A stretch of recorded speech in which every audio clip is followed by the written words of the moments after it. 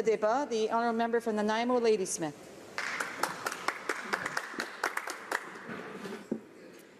I am feeling a little homesick being far from my home on Gabriola Island, but when I think about the number of people that will send the word out on Facebook, especially when Margie lets everybody know that there are orca whales at Orlabar Point, the mass of people that comes stands on the shorelines of the Salish Sea and watches these amazing whales go by so close to the shoreline. Or all the times that Mudge Islanders post videos of orcas going through Dod Narrows. It's a 9-knot current there, extremely strong, and the power of these animals, both to be able to intuit when the current is changed, but also if they're determined to be able to push through that. It's phenomenal, and we are privileged as BC coastal people to live so close to these amazing animals. A constituent, Charles Thurkel, sent me a note on this. He says, quote, orcas are the last surviving species of whales that once roamed the Strait of Georgia. In 1907, a whaling station was set up at Piper's Lagoon in Nanaimo. They caught 97 whales in the first year, and by 1911, there were none left. So they packed up the gear and took it to Graham Island in Haida Gwaii. Whaling in the area continued until 1967, the year after I was born, and spotter planes were used to locate the prey for the boats. The whales were hunted for their oil. Now, ain't that ironic-like? And then he finishes saying, we are just beginning to see the whales return to the strait, and it would be sad if they were killed by an oil spill or tanker propeller blades, end quote. And they are imperiled indeed. Chinook salmon numbers have dropped to the point that these animals, the Southern Resident Orcas, are starving. They are miscarrying. Rain Coast Conservation Society says, quote, 69% of the pregnancies of the last decade have failed, and what should be healthy animals are being lost to malnutrition and other human-caused mortality, end quote. So do we need action on whales? Yes, we do. Add on to this the harm from shipping traffic in the Salish Sea. A few weeks ago, Gabriolans Against Freighter Anchorages, GAFA, hosted a screening of the film Sonic Sea. It was devastating.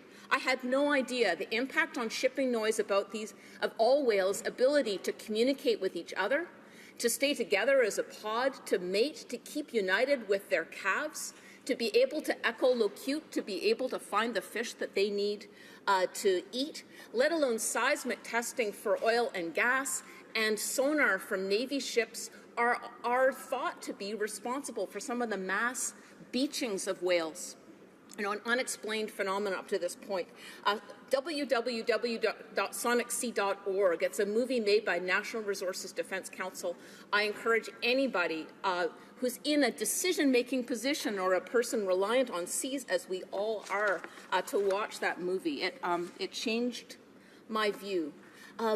So again, the whales are in trouble already. Misty McDuffie of the Rain Coast Conservation Foundation was quoted in The Guardian in November 2016, quote, you can visibly actually see the ribs on some of these whales. They are in trouble. So then add on to that a 7-fold increase in oil tanker traffic in the Salish Sea. The National Energy Board, which reviewed after the Harper Conservatives gutted and undermined the legislation, the National Energy Board heard evidence that said that deafening noise from increased tanker traffic in the Salish Sea will place orcas at a high risk of population decrease. They found that increased noise would decrease the ability of killer whales to communicate, acquire food, and survive. This would prevent the population from growing and increase its likelihood of extinction.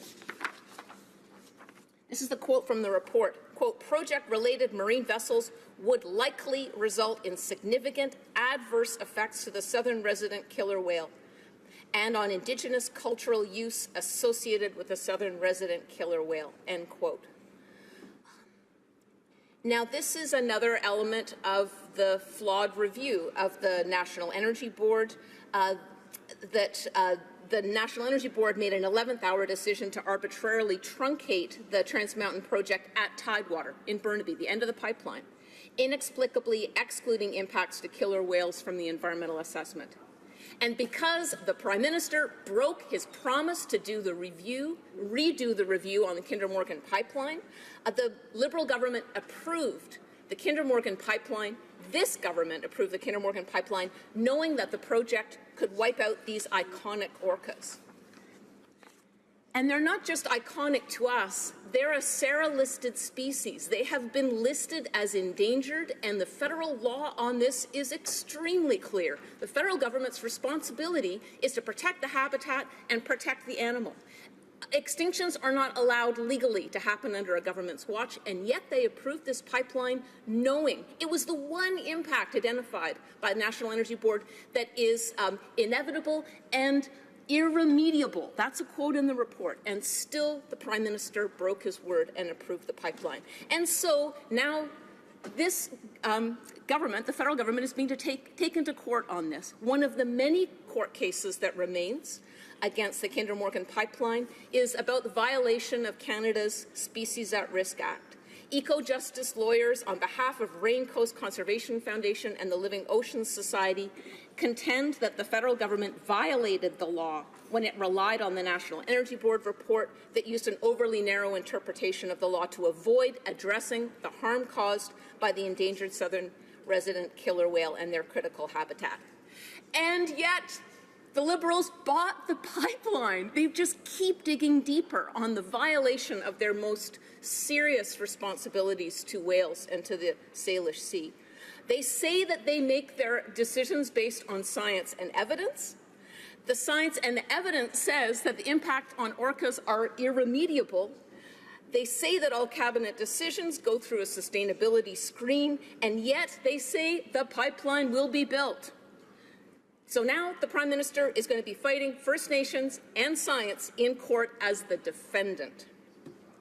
Now, another failure of the government to act and protect the southern resident killer whales. They were designated as endangered more than a decade ago, yet neither the Conservatives nor the Liberals have produced the recovery strategy required by law.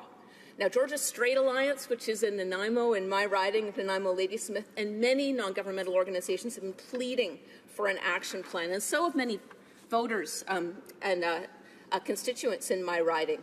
I've had been planned, and so have many voters and constituents in my riding. I've had hundreds, probably 300 emails just exactly on this narrow point, that the emergency order, as Washington State has put in place, needs to be enacted by this government. Colleen Alexander and Kay Morissette both are examples of very powerful letters calling for an emergency order and saying again that time is running out on this. Just a couple of weeks ago, Department of Fisheries and Oceans did curtail the Chinook fishery to spare salmon for the orcas, and that is a good move. I really wish that they had done it 2.5 years ago as soon as they took power, because that would have saved some babies, honestly, some orca calves. And I also hear Chinook fishermen say, well, why are we the ones that are taking the hit? They find it hypocritical that the government has approved and, in fact, invested in a 60-year-old old bitumen pipeline, which is going to threaten the whales in the Salish Sea, yet it's the Chinook fishermen that are taking the hit, that are going to have to cut back. So the motion that we're debating today, motion 154, I'm going to vote yes to it because I love whales, and yes, the more study we have, the better. The more we can bring the voices of these unique and iconic mammals that have no voice in this Parliament, the more we can talk about them, the better. But overall, the situation is critical. This is an emergency. And real actions can be taken right now, not a future strategy or study. Action now is needed to prevent extinction.